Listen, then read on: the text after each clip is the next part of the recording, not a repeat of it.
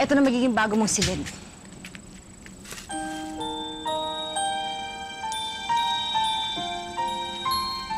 Baka ang ibig niyong sabihin ay kulungan.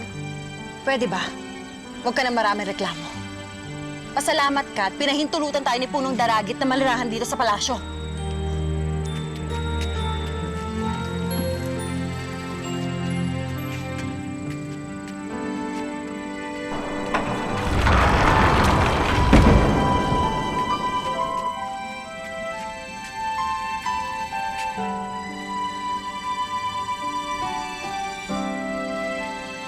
Pagaspas!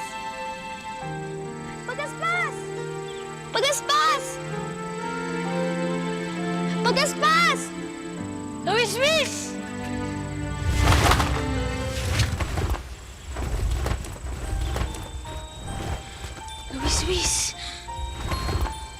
Pagaspas!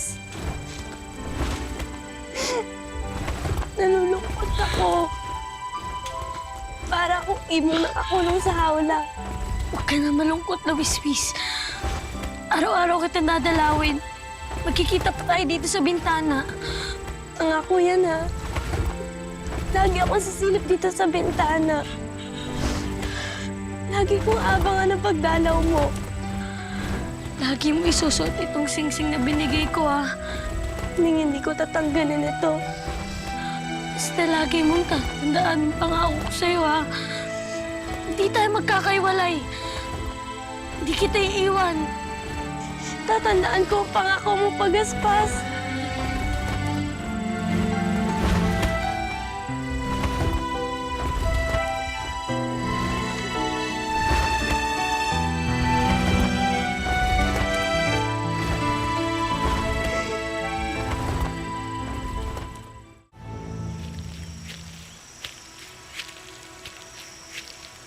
Diyos ng Sandawa! Diyos ng Sandawa! Paumanhin.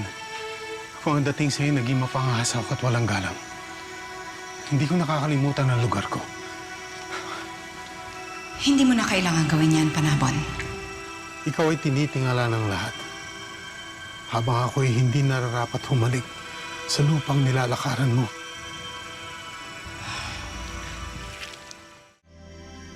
Sinasabi ko na nga ba nandirito ka na naman eh.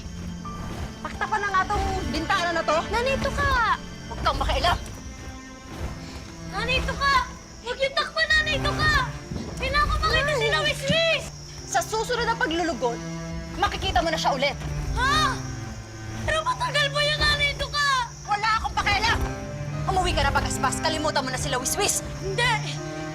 Hindi ko maaaring pabayaan si Luis! Nanito ka! Tigil ko. Luis! Pagaspas! Luis! Pagaspas! Luis! Ha? Narito ka! Huwag yung mo takpan! Huwag yung takpan